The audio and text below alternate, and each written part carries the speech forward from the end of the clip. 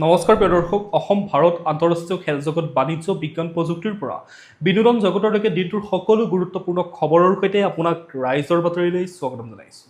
আজি অসমীয়াত ৩১ আহাৰ আৰু ইংৰাজী ১৬ জুলাই। বাতৰিসমূহ আৰম্ভ কৰাৰ আগতে প্ৰিয় দৰ্শক আপোনালোকে যদি আমাৰ চেনেলটোত প্ৰথমবাৰ আহিছে অনুগ্ৰহ কৰি চেনেলটো ছাবস্ক্ৰাইব কৰি দিয়ক আৰু ভিডিঅ'টো এটা লাইক কৰি থৈ যাবলৈ নাপাহৰিব। এতিয়া আহিছোঁ আমি বিতং খবৰলৈ। অহা ৫ বছৰত অসমত ধুমুহাৰ দৰে হ'ব কাম। বাধাৰ পাচৰি ভাঙি নিশা হ'ব হেনো নতুন ইতিহাস। বিধানসভাত মুখ্যমন্ত্ৰীৰ হুংকাৰ। অসম বিধানসভাৰ বাজেট অধিৱেশনৰ অষ্টম দিনা বাজেট বিতৰ্কৰ উত্তৰ দি মুখ্যমন্ত্ৰী ডক্টৰ হিমন্ত বিশ্ব শৰ্মাই বিৰোধীক তীব্ৰ ভাষাৰে সমালোচনা কৰাৰ লগতে বিকশিত অসমৰ এক অভিলাষী ৰূপৰেখা দাঙি ধৰে। ভাষণ প্ৰসংগত তেওঁ কৈছে যে অহা ৫ বছৰত আমি অসমত ধুমুহাৰ দৰে কাম কৰিম। বাধাৰ পাচৰিৰ সৃষ্টি কৰিলেও অসমৰ ৰাইজৰ আশীৰ্বাদত আমি সেই প্ৰাচীৰ ভাঙি ছিগি শেষ কৰি দিম। অসমৰ অস্ত্ৰমেধৰ ঘোঁৰা এতিয়া ৰখাব পৰা নাযাব। মুখ্যমন্ত্ৰীৰ ভাষণৰ মূল অংশসমূহ এনেধৰণৰ। কপি পেষ্ট বাজেটৰ উত্তৰ। বিৰোধীৰ কপি পেষ্ট বাজেটৰ অভিযোগ নাকচ কৰি মুখ্যমন্ত্ৰীয়ে কৈছে যে ২০১৬ চনত তেওঁ বিত্তমন্ত্ৰী হিচাপে প্ৰথমখন বাজেট দাঙি ধৰি গীতাৰ ১৮টা অধ্যায়ৰ দৰে ১৮খন ফ্লেগশ্বিপ আঁচনি আৰম্ভ কৰিছিল। এই ধাৰাবাহিকতা চলি থাকিব আৰু চৰকাৰ যিহেতু বিজেপিৰে গতিকে ইয়াৰ পূৰ্বৰ আঁচনিৰ প্ৰতিফলন ঘটিবই। মোদীৰ চৰকাৰৰ উচ্চ প্ৰশংসা আৰু ডাবল ইঞ্জিনৰ গতি। মুখ্যমন্ত্ৰীয়ে কৈছে যে কেন্দ্ৰৰ নৰেন্দ্ৰ মোদী চৰকাৰৰ সহায় অবিহনে কাজিৰঙাৰ এলিভেটেড কৰিডৰ বা নুমলীগড় গহপুৰ ব্ৰহ্মপুত্ৰৰ তলিৰ টাৰ্নেলৰ সপোন অসমে অহা ৫০ৰ পৰা ১০০ বছৰলৈ দেখিব নোৱাৰিলেহেঁতেন। সেয়ে এই বাজেটৰ পাতে পাতে ডাবল ইঞ্জিন চৰকাৰৰ সহযোগিতা বিৰাজমান। তাৰপিছতে বামপন্থী চিন্তাধাৰক আক্ৰমণ। ৰাজ্যৰ উন্নয়নৰ ক্ষেত্ৰত বামপন্থী আদৰ্শৰ একাংশ লোকে হেঙাৰ সৃষ্টি কৰাৰ চেষ্টা চলাইছে বুলি তেওঁ ক্ষোভ প্ৰকাশ কৰে। অৰুণাচল প্ৰদেশে কোনো প্ৰতিবাদ নোহোৱাকৈ ৩০,০০০ মেগাৱাট বিদ্যুৎ উৎপাদনৰ লক্ষ্যৰে আগবাঢ়িছে আৰু ১০ বছৰত তেওঁলোকৰ GDP অসমতকৈ দুগুণ হ'ব বুলি তেওঁ উল্লেখ কৰে। কিন্তু অসমত এখন সৰু উৰণ সেতু বা পাম্প ষ্ট'ৰেজ কৰিবলৈ বিতৰ্ক আৰু যুদ্ধ কৰিবলগীয়া হয়। ছেটেলাইট চিটি আৰু উদ্যোগীকৰণৰ সন্দৰ্ভত তেওঁৰ মন্তব্য। ৪,০০০ বিঘা মাটিৰ প্ৰস্তাৱিত ছেটেলাইট চিটিয়ে প্ৰায় ১ লাখ যুৱক যুৱতীক কৰ্মসংস্থাপন দিব। আদানী আম্বানীৰ দৰে পুঁজিপতিক আনি উদ্যোগ স্থাপন নকৰিলে ৰাজ্যৰ বিকাশ সম্ভৱ নহয় আৰু যুৱক যুৱতীসকল বহিৰাজ্যলৈ যাবলৈ বাধ্য হ'ব। গুৱাহাটীক বচাবলৈ গুজৰাট উৰিষ্যাৰ আৰ্হিত লোকেল এৰিয়া প্লেনিং বিধেয়ক কাৰ্যকৰী কৰাৰ পোষকতা কৰে মুখ্যমন্ত্ৰীজনে। যোগাযোগ আৰু শক্তি খণ্ডত তেওঁ মেগা ইনভেষ্টমেণ্টৰ কথা কয়। অহা ৫ বছৰত এয়াৰৱেজ, হাইৱেজ আৰু ৰেলৱেজ খণ্ডত প্ৰায় ২ লাখ কোটি টকা খৰচ কৰা হ'ব বুলি তেওঁ জানিবলৈ দিয়ে। লগতে ৰাজ্যৰ বিদ্যুৎ উৎপাদন ক্ষমতা বৰ্তমানৰ ৪৫০ মেগাৱাটৰ পৰা ৮,৪৫৭ মেগাৱাটলৈ বৃদ্ধি কৰাৰ লক্ষ্য নিৰ্ধাৰণ কৰিছে বুলি তেওঁ কয়। আত্মনিৰ্ভৰশীলতাৰ আহ্বান জনায় মুখ্যমন্ত্ৰীয়ে। বিধায়কসকলক নিজ নিজ সমষ্টিত কণী, মাছ, মাংস আৰু গাখীৰ উৎপাদন বৃদ্ধি কৰি অসমক আত্মনিৰ্ভৰশীল কৰিবলৈ আহ্বান জনায় যাতে বজাৰৰ পৰা চিণ্ডিকেটৰ নাম চিৰদিনৰ বাবে মচি পেলাব লগা হয়। ইফালে সদনৰ মজিয়াত তীব্ৰ বাকযুদ্ধ হয় অখিল গগৈৰ সৈতে। অখিল গগৈক কটাক্ষ কৰি দিনটোৰ বাবে বহিষ্কাৰ কৰে অধ্যক্ষই। মুখ্যমন্ত্ৰীৰ বাজেট ভাষণৰ মাজতে শিৱসাগৰ বিধায়ক অখিল গগৈয়ে বাৰে বাৰে বাধা প্ৰদান কৰাক লৈ সদন উত্তপ্ত হৈ পৰা দেখা গ'ল। মুখ্যমন্ত্ৰীয়ে ভাষণ দি থকা অৱস্থাতে গগৈয়ে অসমক ৬ নম্বৰ দুখীয়া ৰাজ্য বুলি চিঞৰি উঠাত অধ্যক্ষই তেওঁক দিনটোৰ বাবে সদনৰ পৰা বহিষ্কাৰ কৰাৰ নিৰ্দেশ প্ৰদান কৰে। মুখ্যমন্ত্ৰীয়ে অখিল গগৈক তীব্ৰ কটাক্ষ কৰি কৈছে যে কিছুমান মানুহৰ নেতিবাচক কথা কোৱাটো অভ্যাসত পৰিণত হৈছে। তেওঁ অভিযোগ কৰে যে যি মানুহে চৰকাৰৰ অৰুণোদয় আঁচনিৰ বিৰোধিতা কৰিছিল সেইজনে এতিয়া নিৰ্বাচন জিকিবলৈ নিজৰ সমষ্টিৰ নামঘৰে ১.৫ লাখ টকাকৈ নগদ টকা বিলাই ফুৰিছে। কোনো পুঁজিপতিয়ে নিদিলে চেণ্ডেল পিন্ধা বিধায়কে ইমান টকা ক'ৰ পৰা পালে তাৰ মই ন্যায়িক তদন্ত কৰিবলৈ সাজু আছোঁ বুলি তেওঁ উল্লেখ কৰে। মুখ্যমন্ত্ৰীয়ে স্পষ্ট কৰি দিয়ে যে উন্নয়নৰ বিৰোধিতা কৰাসকলৰ সৈতে চৰকাৰে কোনো ধৰণৰ আপোচ নকৰে বুলি তেওঁ জানিবলৈ দিয়ে। সদনত ওৱান মেন আৰ্মি হিচাপে অখিল গগৈ। ১০২ জন শাসকীয় বিধায়কৰ অকলে মূৰৰ কামোৰণি সৃষ্টি কৰিছে অখিল গগৈয়ে। অখিলে আমনি কৰে, সকলোকে আমনি কৰে। বিধানসভাৰ মজিয়াত কেৱল এজন বিধায়কে সমগ্ৰ চৰকাৰৰ পক্ষক তথ্য আৰু যুক্তিৰে ব্যতিব্যস্ত কৰি তোলাৰ যি দৃশ্য দেখা গৈছে সি এক প্ৰকাৰৰ অভূতপূৰ্ব।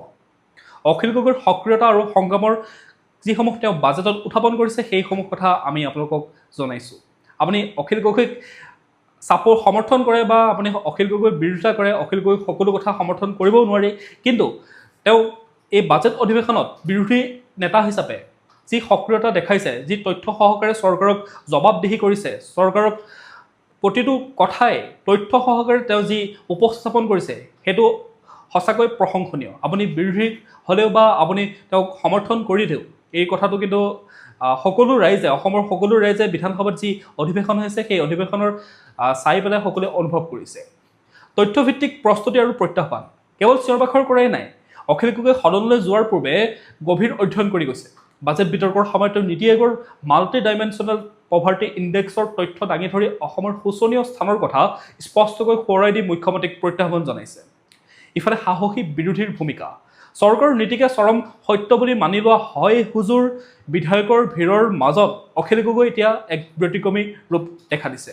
ছাত্ৰ ছাত্ৰীৰ ইউনিফৰ্মৰ বাবদ মাত্ৰ 600 টকা আবণ্টন দিয়া কাৰ্যক লৈ তেওঁ শিক্ষামন্ত্ৰী ডক্টৰ ৰণোজ পেগুক এনেদৰে জবাবদিহি কৰিছিল যে মন্ত্ৰীগৰাকীৰ ওচৰত উত্তৰ দিবলৈ তেওঁ হাতত উত্তৰে নাছিল।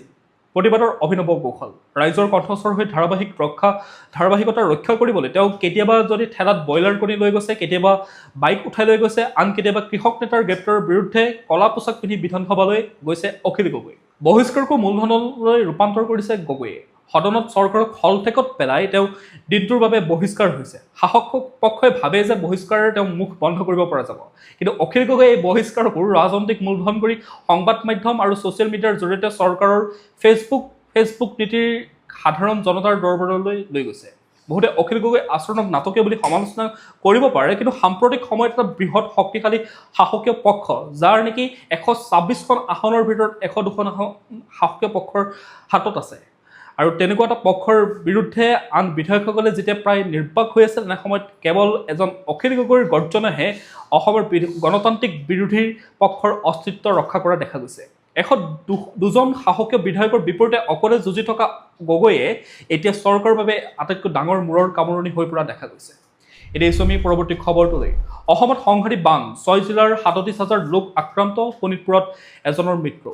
অসম দুৰ্যোগ প্ৰতিবেদন আৰু তথ্য ব্যৱস্থাপনা বিভাগৰ শেহতীয়া তথ্য অনুসৰি ৰাজ্যখনৰ 6খন জিলা ক্ৰমান্বয়ে শোণিতপুৰ, ডিব্ৰুগড়, লখিমপুৰ, ধেমাজি, যোৰহাট আৰু শিৱসাগৰ এই 6খন জিলা বানৰ কবলত পৰিছে। এই বানৰ ফলত বৰ্তমানলৈকে মুঠ 37,032জন লোক ক্ষতিগ্ৰস্ত হোৱাৰ তথ্য আহি পৰিছে, আৰু এই 24 ঘণ্টাৰ ভিতৰত শোণিতপুৰ জিলাত এজন লোকৰ মৃত্যু হোৱা বুলি খবৰ ওলাইছে। ইয়াৰ সৈতে চলিত বৰ্ষত অৰ্থাৎ 2024 বৰ্ষত বানত প্ৰাণ হেৰুওৱা লোকৰ সংখ্যা 4জনলৈ বৃদ্ধি পালে। ক্ষতিৰ পৰিমাণ যদি আমি চাওঁ, ৰাজ্যৰ মুঠ 12টা ৰাজহ চক্ৰৰ 99খন গাঁও বৰ্তমান বানপানীয়ে বুৰাই পেলাইছে। ইয়াৰ উপৰিও 1103 হেক্টৰ কৃষিভূমি বানৰ বুকুত বিলীন হৈ গৈছে। সৰ্বাধিক প্ৰভাৱিত হোৱা জিলা যদি চাওঁ, বানত আটাইতকৈ বেছি ক্ষতিগ্ৰস্ত হৈছে লখিমপুৰ জিলা। ইয়াত 35,696 গৰাকী লোক আক্ৰান্ত হৈছে, আৰু ইয়াৰ পিছতে শোণিতপুৰত 1,168 গৰাকী আৰু ধেমাজিত 158 গৰাকী লোক বানৰ কবলত পৰিছে। লখিমপুৰ আৰু শোণিতপুৰৰ পৰা আমাৰ ভিডিঅ'সমূহ কোনে কোনে চাই আছে এটা কমেণ্ট কৰি দিবচোন। তাত বানৰ পৰিস্থিতি কেনেকুৱা জনাব আপোনালোকে, যদি বানপানীৰ সন্মুখীন হৈছে আপোনাৰ অঞ্চল। সাহায্য আৰু উদ্ধাৰ অভিযান, ক্ষতিগ্ৰস্ত অঞ্চলসমূহত 20টা সাহায্য বিতৰণ কেন্দ্ৰ মুকলি কৰা হৈছে, যাৰ জৰিয়তে 6,984জন লোকে সাহায্য ইতিমধ্যে লাভ কৰিছে। অৱশ্যে এতিয়ালৈকে কোনো আশ্ৰয় শিবিৰ স্থাপন কৰা হোৱা নাই। শোণিতপুৰত SDRF বাহিনীয়ে অভিযান চলাই নাৱৰ জৰিয়তে 16জন লোকক সুৰক্ষিতভাৱে উদ্ধাৰ কৰিছে। ইফালে পশুধন আৰু বাসস্থানৰ ঘৰ বাৰীৰ বিস্তৰ ক্ষতি, বানৰ ফলত 16,139টা জীৱ জন্তু প্ৰভাৱিত হৈছে, আৰু 2টা জন্তু ইতিমধ্যে উটি গৈছে। ইফালে এটা ঘৰ সম্পূৰ্ণৰূপে ধ্বংস হৈছে, আৰু 62টা ঘৰ আংশিকভাৱে ক্ষতিগ্ৰস্ত হৈছে। এয়া আছিল ৰাজ্যখনত বানৰ শেহতীয়া পৰিস্থিতি কি সেই সন্দৰ্ভত এক বিশেষ প্ৰতিবেদন। এতিয়া আমি পৰৱৰ্তী খবৰটোলৈ। উন্নয়নৰ স্বাৰ্থত অসমবাসীয়ে এৰিব লাগিব প্ৰতিবাদৰ পথ, মুখ্যমন্ত্ৰী। অৰুণাচলৰ উদাহৰণ দাঙি ধৰি ধেমাজি, কামাখ্যাৰ দৰে প্ৰকল্পত সহযোগিতাৰ আহ্বান জনাইছে মুখ্যমন্ত্ৰীয়ে। অসম চৰকাৰৰ 2024-27 বৰ্ষৰ বাজেটৰ সাধাৰণ আলোচনাত ভাগ লৈ মুখ্যমন্ত্ৰী হিমন্ত বিশ্ব শৰ্মাই ৰাজ্যখনত চলি থকা দীৰ্ঘদিনীয়া প্ৰতিবাদী সংস্কৃতিৰ তীব্ৰ সমালোচনা কৰে। তেওঁ সতৰ্ক কৰি কৈছে যে যদিহে অসমত উদ্যোগ, ছেমিকণ্ডাক্টৰ বিপ্লৱ আৰু জলবিদ্যুৎ প্ৰকল্পসমূহৰ বিৰুদ্ধে চলি থাকে, তেন্তে অসমে বিকাশৰ দৌৰত পিছ পৰি ৰ'ব। চুবুৰীয়া অৰুণাচল প্ৰদেশৰ উদাহৰণ দি তেওঁ কৈছে যে ৰাইজে কোনো প্ৰতিবাদ নোহোৱাকৈ 30,000 মেগাৱাট শক্তি উৎপাদনৰ বাবে ভূমি এৰি দিছে। এনেকৈ চলিলে অহা 10 বছৰত অৰুণাচলৰ GDP অসমতকৈ বেছি হ'ব। বাওঁপন্থী আদৰ্শৰ একাংশ লোকে প্ৰতিটো প্ৰকল্পতে আদানী আম্বানীৰ প্ৰসংগত আনি উন্নয়ন স্তব্ধ কৰিব বিচাৰে বুলিও তেওঁ অভিযোগ উত্থাপন কৰিছে। এতিয়া আমি পৰৱৰ্তী খবৰটোলৈ। বিজুলী নাটনি দূৰ কৰিবলৈ অসমত 11টা নতুন জলবিদ্যুৎ প্ৰকল্প, 77,000 কোটি টকাৰ শক্তি খণ্ডৰ ৰোডমেপ। কাৰ্বি আংলং ডিমা হাছাওত উৎপাদন হ'ব 137.2 মেগাৱাট বিদ্যুৎ। ৰাজ্যত ক্ৰমান্বয়ে বৃদ্ধি পোৱা বিদ্যুতৰ চাহিদা পূৰণৰ বাবে অসম চৰকাৰে সৰু বৰ সকলো সম্ভাৱ্য উৎস ব্যৱহাৰ কৰাৰ সিদ্ধান্ত গ্ৰহণ কৰিছে। মুখ্যমন্ত্ৰী শৰ্মাই বিধানসভাত ঘোষণা কৰে যে কাৰ্বি আংলং আৰু ডিমা হাছাও আদিকে ধৰি বিভিন্ন জিলাত ২৬১৭ কোটি টকা ব্যয়েৰে ১১টাকৈ সৰু জলবিদ্যুৎ প্ৰকল্প নিৰ্মাণ কৰা হ'ব। এই প্ৰকল্পসমূহৰ পৰা মুঠ ১৩৭.২ মেগাৱাট শক্তি উৎপাদন হ'ব। পূৰ্বৰ মুখ্যমন্ত্ৰীসকলৰ কাৰ্যকালত মাত্ৰ ৪৫০ মেগাৱাট বিদ্যুৎ উৎপাদন ক্ষমতা থকা অসমত এতিয়া ৮,৪৫৭ মেগাৱাট উৎপাদনৰ লক্ষ্য লোৱা হৈছে। ইয়াৰ উপৰি বিদ্যুৎ যোগান নিয়মীয়া কৰিবলৈ পুৰণি ট্ৰান্সমিশ্যন লাইনসমূহ আধুনিকীকৰণৰ বাবে ৪,০০০ কোটি টকা বিনিয়োগ কৰিব বুলি ঘোষণা কৰিছে। এতিয়া আমি পৰৱৰ্তী খবৰটোলৈ। গোটেইকেইটা বিধানসভাৰ তথ্য আছিলে, সেইকাৰণে ফটোকেইখন চেঞ্জ কৰা নাই। এতিয়া আমি খবৰটোৰ মাজলৈ দৰিদ্ৰতা হ্ৰাসত ডিবিটিৰ বৃহৎ ভূমিকা। মুখ্যমন্ত্ৰী অৰুণোদয় আৰু নিযুত মইনা বা অন্যান্য চৰকাৰী আঁচনিসমূহৰ ফলত অসমত এতিয়া দৰিদ্ৰতাৰ হাৰ ১৪.৪৭% হ্ৰাস পাইছে বুলি জানিবলৈ দিয়ে। অসমত দৰিদ্ৰতা নিৰ্মূলনৰ ক্ষেত্ৰত পোনপটীয়া ধন হস্তান্তৰ অৰ্থাৎ ডাইৰেক্ট বেনিফিট ট্ৰান্সফাৰ আঁচনিয়ে আটাইতকৈ ডাঙৰ ভূমিকা পালন কৰিছে বুলি মুখ্যমন্ত্ৰী হিমন্ত বিশ্ব শৰ্মাই সদনত দাবী কৰা দেখা গ'ল। তেওঁ তথ্য দাঙি ধৰি কৈছে যে ২০১৫ চনত অসমৰ বহুমাত্ৰিক দৰিদ্ৰতাৰ হাৰ ৩২.৬৭% আছিল, যিটো বৰ্তমান ১৪.৪৭%লৈ হ্ৰাস পাইছে। চৰকাৰৰ লক্ষ্য হৈছে ইয়াক একক অংকলৈ নমাই অনা। অৰুণোদয় আৰু নিযুত মইনা বা অন্যান্য কল্যাণকামী আঁচনিৰ বাবে এয়া সম্ভৱ হৈছে বুলি মুখ্যমন্ত্ৰীয়ে উল্লেখ কৰে। লগতে প্ৰাক্তন প্ৰধানমন্ত্ৰী ৰাজীৱ গান্ধীৰ পুৰণি মন্তব্য সোঁৱৰাই তেওঁ কৈছে যে পূৰ্বৰ কংগ্ৰেছ চৰকাৰৰ দিনত বেংক একাউণ্ট বা আধাৰ কাৰ্ড নথকাৰ বাবে হিতাধিকাৰীয়ে সাহায্য পোৱা নাছিল। এতিয়া আমি পৰৱৰ্তী খবৰটোলৈ।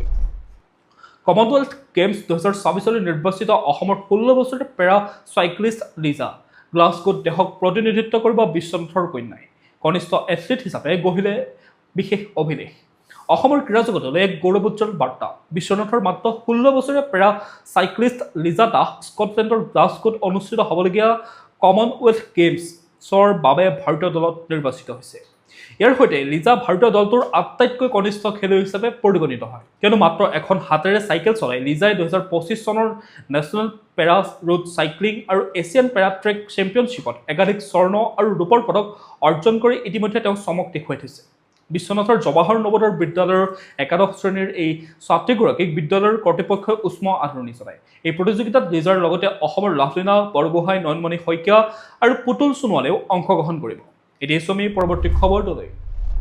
বিদ্যুৎ সংকটে জোকাৰিছে অসম, চলিছে ৪,০০০ কোটি টকাৰ মেৰামতি। গ্ৰীষ্মকালীন পিক আৱাৰত ২,৮০০ মেগাৱাট স্পৰ্শ কৰিলে চাহিদাই। পুৰণি ট্ৰান্সমিশ্যন লাইনৰ বাবে সঘনাই হৈছে পাৱাৰ কাট। প্ৰিয় দৰ্শক, আপোনালোকৰ অঞ্চলত সঘনাই বিদ্যুতৰ পাৱাৰ কাট হৈছেনে নাই? কমেণ্টত লিখি পেলাই জনাবচোন। মানে শুনামতে প্ৰায়বোৰ অসমৰ প্ৰায়বোৰ অঞ্চলতে কাৰেণ্টটো ১ ঘণ্টা দিয়ে, ২ ঘণ্টা কাটে, এনেকুৱা ধৰণৰ খবৰবিলাক শুনি থকা গৈছে। সেইকাৰণে আপোনালোকক জনাব, আপোনালোকৰ কোন কোন অঞ্চলৰ পৰা চাইছে আৰু ক'ত হৈছে জনাব। এতিয়া আমি বিতং খবৰৰ মাজলৈ। পৰ্যাপ্ত বিদ্যুৎ উপলব্ধ থকাৰ পিছতো কেৱল পুৰণি পৰিবাহী ব্যৱস্থাৰ বাবে অসমৰ সঘনাই বিদ্যুৎ কৰ্তন বা লোডশ্বেডিঙৰ সমস্যাই দেখা দিছে।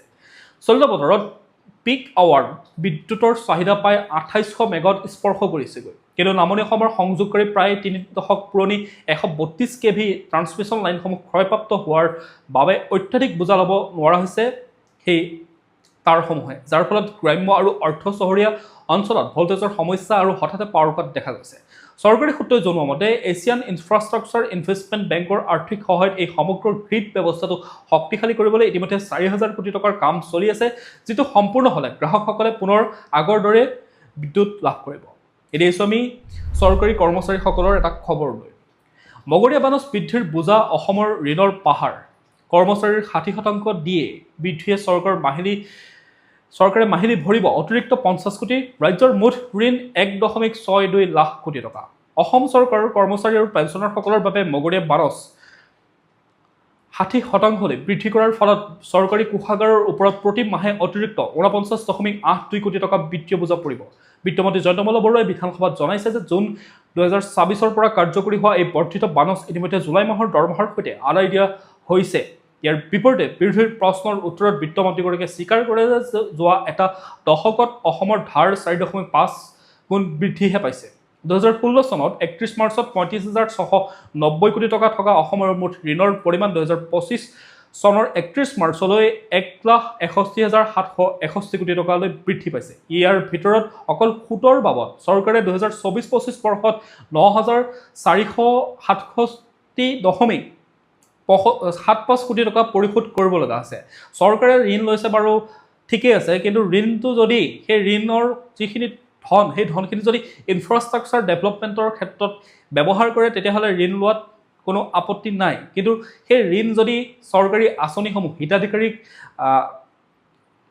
সুখী কৰিবৰ কাৰণে যদি সেই ঋণৰ ধন খৰচ কৰা হয় তেতিয়াহ'লে সেইটো আগন্তুক সময়ত অসমৰ কাৰণে এটা ডাঙৰ সমস্যা হৈ যাব কাৰণ ইমান হাজাৰ হাজাৰ কোটি টকা সুদ দিয়াটো ইমান সহজ কথা নহয় আৰু সেই ঋণৰ বোজা আমাৰ জনসাধাৰণৰ ওপৰতে পৰিব আমি বেছি টেক্স দিব লাগিব এতিয়া আমি পৰৱৰ্তী খবৰটোলৈ কাজিৰঙাৰ অৰ্কিড পাৰ্কত GST ফাঁকিৰ অভিযোগ বিধায়ক অখিল গগৈৰ বিৰুদ্ধে সৰব বিত্তমন্ত্ৰী প্ৰৱেশ মাচুল সংগ্ৰহত চৰকাৰী ৰাজহৰ ক্ষতিৰ আশংকা সদনৰ অনুমতি সাপেক্ষে হেনো তদন্ত ঘোষণা কৰিব জয়ন্ত মল্ল বৰুৱাই শিৱসাগৰ বিধায়ক অখিল গগৈৰ বিৰুদ্ধে বিধানসভাত এক ভয়ংকৰ অভিযোগ উত্থাপন কৰিছে বিত্তমন্ত্ৰী জয়ন্ত মল্ল বৰুৱাই মন্ত্ৰীগৰাকীৰ দাবী অনুসৰি কাজিৰঙাৰ প্ৰসিদ্ধ অৰ্কিড পাৰ্কত দৰ্শনাৰ্থীৰ পৰা সংগ্ৰহ কৰা প্ৰৱেশ মাচুলৰ বিপৰীতে কোনো ধৰণৰ GST পৰিশোধ কৰা হোৱা নাই যাৰ ফলত ৰাজ্যৰ চৰকাৰে বৃহৎ পৰিমাণৰ ৰাজহ হেৰুৱাব লগা হৈছে বিত্তমন্ত্ৰীয়ে এই সমগ্ৰ ঘটনাৰ এক নিৰপেক্ষ আৰু পুংখানুপুংখ তদন্ত কৰিবলৈ বিধানসভাৰ ওচৰত আনুষ্ঠানিক অনুমতি বিচাৰিছে তেওঁ কয় যে সদনে অনুমোদন জনালেই দায়িত্বপ্ৰাপ্ত বিষয়াক পঠিয়াই তদন্ত প্ৰক্ৰিয়া তেওঁ আৰম্ভ কৰিব ৰাজহ ফাঁকিৰ এই অভিযোগ সত্য প্ৰমাণিত হ'লে ইয়াক এক গুৰুতৰ আইনী অপৰাধ হিচাপে গণ্য কৰা হ'ব আৰু চৰকাৰে কোনো ধৰণৰ আপোচ নকৰাকৈ কঠোৰ আইনী পদক্ষেপ গ্ৰহণ কৰিব বুলিও বৰুৱাই হুংকাৰ দিয়া দেখা গ'ল প্ৰিয় দৰ্শক এতিয়া জানি লওক আজিৰ দিনটোৰ বতৰৰ বতৰা ভাৰতীয় বতৰ বিজ্ঞান কেন্দ্ৰৰ তথ্য অনুসৰি 16 জুলাই 2024 বৃহস্পতিবাৰে অসমৰ বতৰ সাধাৰণতে মেঘাচ্ছন্ন হৈ থাকিব আৰু ৰাজ্যৰ বেছিভাগ অংশতে পাতলৰ পৰা মজলীয়া ধৰণৰ বৰষুণ বা ঢেৰেকনিৰ সৈতে বৰষুণ হোৱাৰ সম্ভাৱনা আছে দিনটোৰ সৰ্বোচ্চ উষ্ণতা প্ৰায় 32 ডিগ্ৰী চেলছিয়াছ আৰু সৰ্বনিম্ন উষ্ণতা 25 ডিগ্ৰী চেলছিয়াছ হোৱাৰ সম্ভাৱনা আছে বতাহত আৰ্দ্ৰতা অধিক থকাৰ বাবে গৰমৰ অনুভৱটো অতি বেছি হ'ব এতিয়া যিহেতু বাৰিষাৰ বতৰ সেইকাৰণে বতৰৰ বতৰটো আপোনালোকক সঠিকভাৱে ক'ব নোৱাৰি কাৰণ কেতিয়া বৰষুণ আহে কেতিয়া ৰ'দ আহে ভাৰতীয় বতৰ বিজ্ঞান কেন্দ্ৰৰ হাততো চাগে সঠিক তথ্য তো আহিলেও লগতে সলনি হৈ যায় কাৰণ বতৰৰ মহিমা ধৰাটো ইমান সম্ভৱ নহয় এতিয়া সূৰ্যোদয় হ'ব 4:41 আৰু সূৰ্যাস্ত হ'ব 6:16 এতিয়া ৰাষ্ট্ৰীয় আৰু আন্তঃৰাষ্ট্ৰীয় গুৰুত্বপূৰ্ণ খবৰসমূহৰ মাজলৈ দিল্লী উচ্চ ন্যায়ালয়ৰ জাননী জলবায়ু কৰ্মী ৱাংচুকৰ পৰিস্থিতিক লৈ কেন্দ্ৰ আৰু দিল্লী চৰকাৰৰ পৰা উত্তৰৰ আহ্বান নীট পৰীক্ষাৰ খেলিমেলিৰ বিৰুদ্ধে যন্তৰ মন্ত্ৰৰ 18 দিন ধৰি আমৰণ অনশনত বহি থকা পৰীক্ষাত জলবায়ু কৰ্মী সোনম ৱাংচুকৰ স্বাস্থ্যৰ এতিয়া দ্ৰুত অৱনতি ঘটিছে এই সন্দৰ্ভত দাখিল কৰা এক জনস্বাৰ্থজড়িত আবেদনৰ ভিত্তিত দিল্লী উচ্চ ন্যায়ালয়ে গভীৰ উদ্বেগ প্ৰকাশ কৰিছে মুখ্য ন্যায়াধীশ দেৱেন্দ্ৰ কুমাৰ উপাধ্যায় আৰু ন্যায়াধীশ তেজছ কাৰিয়াৰ বিচাৰপীঠে বিষয়টোৰ গুৰুত্ব বুজি কেন্দ্ৰ আৰু দিল্লী চৰকাৰক আজি 16 জুলাইৰ ভিতৰত উত্তৰ দিবলৈ নিৰ্দেশ প্ৰদান কৰিছে আনহাতে কক্ৰোচ জনতা পাৰ্টিৰ প্ৰতিষ্ঠাপক অভিজিত দীপকয়ে চৰকাৰক নিষ্ঠুৰ আখ্যাত দি প্ৰতিবাদকাৰীৰ সৈতে আলোচনা নকৰাৰ অভিযোগ উত্থাপন কৰিছে সম্প্ৰতি ৱাংচুকক চিকিৎসকে 24 ঘণ্টাই নিৰীক্ষণত ৰাখিছে এতিয়া আমি পৰৱৰ্তী খবৰটোলৈ নয়দাৰ আৱাসগৃহত জুই 50 জনক উদ্ধাৰ ঘৰৰ মালিকে লাভ কৰিলে এতিয়া কাৰাগাৰৰ ঠিকনা নয়দাৰ ছেক্টৰ 66ৰ মামুৰা গাঁৱৰ এটা বহুতলীয়া অট্টালিকাত বুধবাৰে এক ভয়াৱহ অগ্নিকাণ্ড সংঘটিত হয় এই দুৰ্ঘটনাত এজন পুৰুষ আৰু এগৰাকী মহিলাৰ কৰুণ মৃত্যু ঘটে অট্টালিকাটোৰ প্ৰতিটো মহলাত থকা 10ৰ পৰা 12টাকৈ আৱাসিক ফ্লেট আছিল য'ত বহু ভাৰতীয় তাত বাস কৰি আহিছিল ঘটনাৰ পিছতে আৰক্ষী আৰু অগ্নি নিৰ্বাপক বাহিনীয়ে তৎপৰতাৰে অভিযান চলাই প্ৰায় 50 জন লোকক সুৰক্ষিতভাৱে উদ্ধাৰ কৰিবলৈ সক্ষম হয় যুটীয়া আৰক্ষী আয়ুক্ত ৰাজীৱ মিশ্ৰই জনোৱা মতে সুৰক্ষাৰ গাফিলতিৰ অভিযোগত অট্টালিকাটোৰ মালিকক ইতিমধ্যে গ্ৰেপ্তাৰ কৰা হৈছে এতিয়া আমি পৰৱৰ্তী খবৰটোলৈ নতুন ডাবল কণ্ট্ৰিবিউশ্যন কনভেনশ্যন কাৰ্যকৰী কিন্তু পূৰ্বৰ শ্ৰমিকৰ বাবে নাই সকাহ ভাৰত আৰু ব্ৰিটেইনৰ মাজত ঐতিহাসিক ব্যাপক অৰ্থনৈতিক আৰু বাণিজ্য চুক্তি অৰ্থাৎ চেটা কাৰ্যকৰী হোৱাৰ লগে লগে ডাবল কণ্ট্ৰিবিউশ্যন কনভেনশ্যন অৰ্থাৎ DCCU বলবৎ হয় ইয়াৰ অধীনত অস্থায়ী শ্ৰমিকসকলে 60 মাহলৈ আয়োজক দেশত সামাজিক সুৰক্ষা বৰঙণি অৰ্থাৎ ব্ৰিটেইনৰ নেশ্যনেল ইঞ্চুৰেঞ্চ পৰিশোধ কৰাৰ পৰা ৰেহাই পাব পূৰ্বে এই ৰেহাই মাত্ৰ 12 মাহৰ কাৰণে আছিল অৱশ্যে এই নতুন নিয়ম অতীতৰ পৰা কাৰ্যকৰী নহয় অৰ্থাৎ 15 জুলাই কালিৰ পৰা 2026 চনৰ 15 জুলাইৰ পৰা এই নতুন নিয়ম কাৰ্যকৰী হ'ব আৰু এই নতুন 60-মহীয়া ৰেহাইৰ সুবিধা এইসকলে লাভ কৰিব এতিয়া আমি পৰৱৰ্তী খবৰটোলৈ ভাৰতক চিপ নিৰ্মাণৰ গোলকীয় কেন্দ্ৰ কৰাৰ লক্ষ্য 1.27 লাখ কোটি টকাৰ অনুমোদন কেন্দ্ৰৰ প্ৰধানমন্ত্ৰী নৰেন্দ্ৰ মোদীৰ অধ্যক্ষতাত বহা কেন্দ্ৰীয় কেবিনেটে ইণ্ডিয়া ছেমিকণ্ডাক্টৰ মিছন 2.0 বাবে 1.27 লাখ কোটি টকাৰ বিশাল পুঁজি মঞ্জুৰ কৰিছে। তথ্য প্ৰযুক্তি মন্ত্ৰী অশ্বিনী বৈষ্ণৱে জনোৱা এই আঁচনিয়ে দেশলৈ প্ৰায় 4 লাখ কোটি টকাৰ বিনিয়োগ আকৰ্ষণ কৰিব আৰু 2 লাখ কোটি টকাৰ চিপ উৎপাদন সম্ভৱ কৰি তুলিব। এই দ্বিতীয় সংস্কৰণত কেৱল চিপ নিৰ্মাণে নহয়, ইয়াৰ বাবে প্ৰয়োজনীয় কেঁচা সামগ্ৰী, গেছ আৰু খনিজ পদাৰ্থৰ যোগান ধৰোঁতাসকলক বিশেষ উদগনি যোগোৱাৰ ব্যৱস্থাও কৰা হৈছে। এতিয়া আমি পৰৱৰ্তী খবৰটোলৈ। আহমেদাবাদৰ বিমান দুৰ্ঘটনা অক্টোবৰৰ ভিতৰত সাজু হ'ব চূড়ান্ত প্ৰতিবেদন।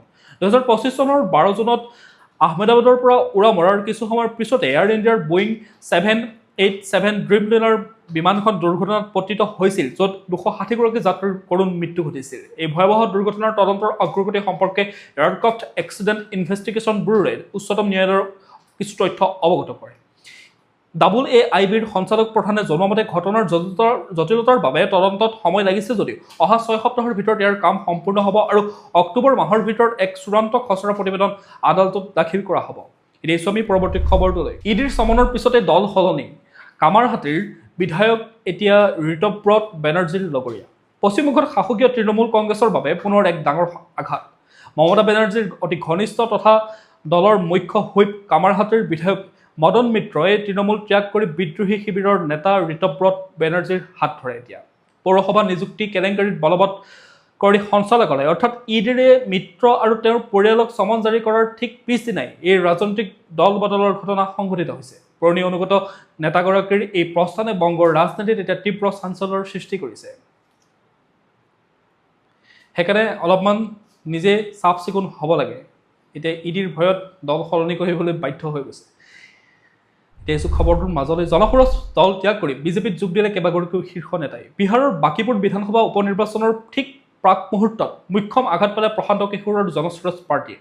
দলটোৰ কেইবাগৰাকীও প্ৰতিষ্ঠিত নেতা তথা বিগত নিৰ্বাচনত প্ৰতিদ্বন্দ্বিতা কৰা প্ৰাৰ্থীয়ে বুধবাৰে বিজেপিত যোগদান কৰে। বিজেপিৰ ৰাজ্যিক সভাপতি সঞ্জয় চাৰাউগীৰ উপস্থিতিত দল সলনি কৰা নেতাসকলৰ ভিতৰত অন্যতম হ'ল বিশিষ্ট গণিতজ্ঞ KC সিনহা, ৰিতেশ ৰঞ্জন ওৰফে বিট্টু সিং।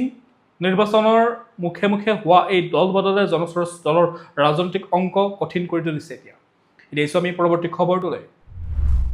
ওমানৰ সাগৰত আক্ৰমণৰ বলি হোৱা ভাৰতীয় নাবিকৰ মৃতদেহ উদ্ধাৰ হ'ল। GFS গেলেক্সি জাহাজত নিখোজ হোৱা পুনেৰ মেৰিন ইঞ্জিনিয়াৰ হেৰম্ব কৰ্মকাৰৰ কৰুণ মৃত্যু। ওমান উপকূলৰ ওচৰত ছাইপ্ৰাছ পতাকাযুক্ত GFS গেলেক্সি নামৰ বাণিজ্যিক জাহাজখনত যোৱা দেওবাৰে হোৱা এক আক্ৰমণৰ পিছৰ পৰা নিখোজ হৈ আছিল ভাৰতীয় নাবিক হেৰম্ব কৰ্মকাৰ। 30 বছৰীয়া পুনেৰ এই মেৰিন ইঞ্জিনিয়াৰগৰাকীৰ মৃতদেহ অৱশেষত ওমানৰ উপকূলৰক্ষী বাহিনীয়ে উদ্ধাৰ কৰে। ফৰৱাৰ্ড চিমেণ্টছ ইউনিয়ন আৰু অফ ইণ্ডিয়াৰ বিষয়া মনোজ যাদৱে সংবাদ মাধ্যমক জনায় যে জাহাজ কোম্পানীটোৱে ইতিমধ্যে নাবিকগৰাকীৰ পৰিয়ালক এই শোকাবহক খবৰটো নিশ্চিত কৰিছে। এতিয়া আমি পৰৱৰ্তী খবৰটোলৈ। CBSEৰ খেলিমেলিৰ ওপৰত উচ্চতম ন্যায়ালয়ৰ কঠোৰ স্থিতি। 10ম দ্বাদশ শ্ৰেণীৰ খাতা নিৰীক্ষণৰ বিজুতি ছাত্ৰ ছাত্ৰীৰ ক্ষোভক লৈ চৰকাৰক প্ৰতিবেদন দাখিল কৰিবলৈ নিৰ্দেশ।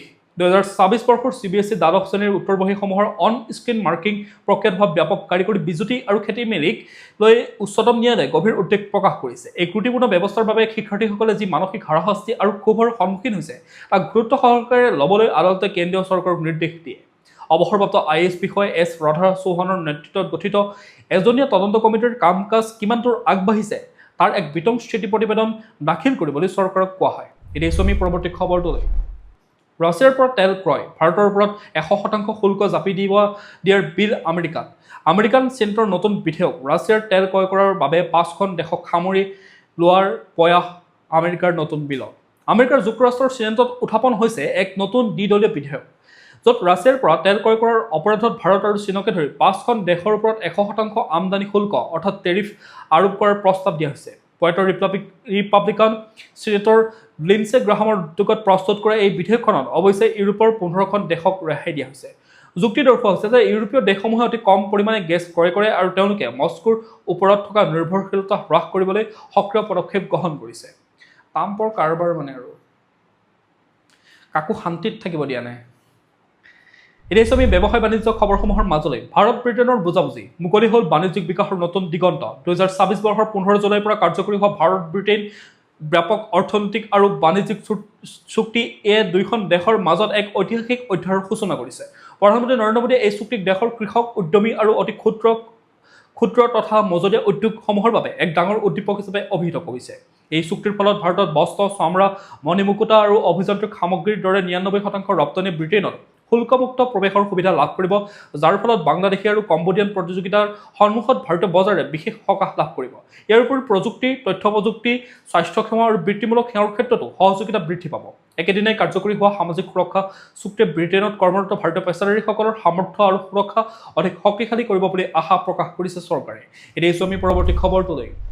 ভূ ৰাজনৈতিক উত্তেজনাৰ প্ৰভাৱ ডলাৰৰ বিপৰীতে টকাৰ মূল্য হ্ৰাস। পশ্চিম এছিয়াত বৃদ্ধি পোৱা সামৰিক উত্তেজনা আৰু বিশ্ব বজাৰত অপৰিশোধিত তেলৰ মূল্য বৃদ্ধিৰ বাবে আমেৰিকান ডলাৰৰ বিপৰীতে ভাৰতীয় টকাৰ মূল্য 16 পইচা হ্ৰাস পাই 96.32 টকালৈ অৱনমিত হৈছে। আমেৰিকা আৰু ইৰাণৰ মাজত চলি থকা সংঘাত তথা হৰমুজ প্ৰণালী নিয়ন্ত্ৰণৰ টনাজোৰাই অঞ্চলটোত এতিয়া যুদ্ধ সদৃশ পৰিৱেশৰ পুনৰ সৃষ্টি কৰিছে, যাৰ প্ৰত্যক্ষ প্ৰভাৱ খাৰুৱা তেলৰ বজাৰত পৰিছে। অৱশ্যে ঘৰুৱা শ্বেয়াৰ বজাৰৰ ইতিবাচক স্থিতি আৰু ডলাৰ সামগ্ৰিক দুৰ্বলতাই টকাৰ মূল্য অধিক নিম্নগামী হোৱাৰ পৰা ৰক্ষা কৰে। ইফালে জুন মাহত ভাৰতৰ পাইকাৰী মুদ্ৰাস্ফীতিৰ হাৰ 9.87% বৃদ্ধি পাইছে যদিও কৰ সংগ্ৰহৰ হাৰ 16.4% বৃদ্ধি পোৱাটো অৰ্থনীতিৰ বাবে আশাৰ ৰেঙনি। বিশেষজ্ঞসকলৰ মতে আগন্তুক দিনবোৰত টকাৰ বিনিময় মূল্য 95.80 টকাৰ পৰা 96.50 ভিতৰত উঠা-নমা কৰাৰ সম্ভাৱনা আছে। এতিয়া আমি খেল জগতৰ গুৰুত্বপূৰ্ণ খবৰসমূহৰ মাজতে ফুটবলৰ জ্বৰ, ফুটবল অনুৰাগীলৈ মুখ্যমন্ত্ৰীৰ বিশেষ উপহাৰ। নিশাত 3:30 বজালৈকে খোলা থাকিব ৰেস্তোৰাঁ। 2026 বৰ্ষৰ ফিফা বিশ্বকাপৰ ছেমিফাইনেল আৰু ফাইনেল মেচসমূহক লৈ অসমৰ ফুটবল প্ৰেমীৰ মাজত ব্যাপক উৎসাহ দেখিবলৈ পোৱা গৈছে। অনুৰাগীসকলৰ এই উৎসাহৰ প্ৰতি লক্ষ্য ৰাখি অসমৰ মুখ্যমন্ত্ৰী ডক্টৰ হিমন্ত বিশ্ব শৰ্মাই এক বিশেষ ঘোষণা কৰে। মুখ্যমন্ত্ৰীয়ে এক্স হেণ্ডেলৰ জৰিয়তে জনোৱা অনুসৰি বিশ্বকাপৰ মেচসমূহ কোনো অসুবিধা নোহোৱাকৈ যাতে উপভোগ কৰিব পাৰে তাৰ বাবে গুৱাহাটী মহানগৰীৰ ৰেস্তোৰাঁসমূহ অহা 20 জুলাইলৈকে প্ৰতি নিশা অৰ্থাৎ 3:30 বজালৈকে খোলা ৰখাৰ অনুমতি প্ৰদান কৰিছে। এই নিয়ম অনুসৰি 15, 16, 19 আৰু 20 জুলাই নিশা এই নিয়ম কাৰ্যকৰী হ'ব। লগতে আন জিলাৰ প্ৰশাসনকো স্থানীয় ৰাইজ আৰু ৰেস্তোৰাঁৰ মালিক সন্থাৰ অনুৰোধ মৰ্মে অনুৰূপ ৰেহাই দিয়াৰ কৰ্তৃত্ব প্ৰদান কৰা হৈছে। লগতে মুখ্যমন্ত্ৰীৰ এই সিদ্ধান্তই ৰাজ্যৰ ক্ৰীড়াপ্ৰেমীসকলৰ মাজত আনন্দৰ জোৱাৰ তুলিছে। এতিয়া আমি পৰৱৰ্তী খবৰটোলৈ। ফ্ৰান্সক ধূলিসাৎ কৰি সুদীৰ্ঘ 16 বছৰৰ পাছত বিশ্বকাপৰ ফাইনেলত স্পেইন।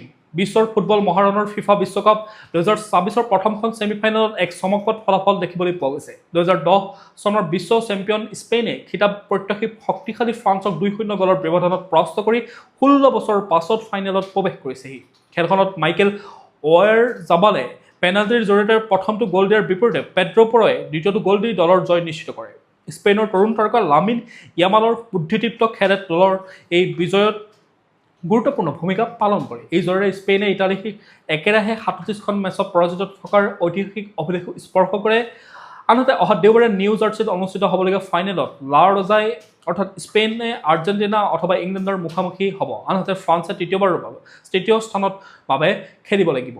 এতিয়া আমি বিজ্ঞান প্ৰযুক্তিৰ খবৰসমূহৰ মাজলৈ মহাকাশত নতুন ইতিহাস। আন্তঃৰাষ্ট্ৰীয় মহাকাশ ষ্টেচনত ভাৰতীয় মূলৰ মহাকাশচাৰী অনিল মেনন, সেই খবৰটো আগতে আপোনালোকক কৈছিলোঁ এবাৰ। এতিয়া তেওঁলোক গৈ পেলাই ইণ্টাৰনেশ্যনেল স্পেচ ষ্টেচন পাইছেগৈ। 2026 বৰ্ষৰ 14 জুলাইত সয়ুজ MS-29 মহাকাশযানৰ জৰিয়তে ভাৰতীয় মূলৰ আমেৰিকান মহাকাশচাৰী অনিল মেনন আৰু দুজন ৰাছিয়ান মহাকাশচাৰীয়ে সফলতাৰে আন্তঃৰাষ্ট্ৰীয় মহাকাশ ষ্টেচনত প্ৰৱেশ কৰিছেহি।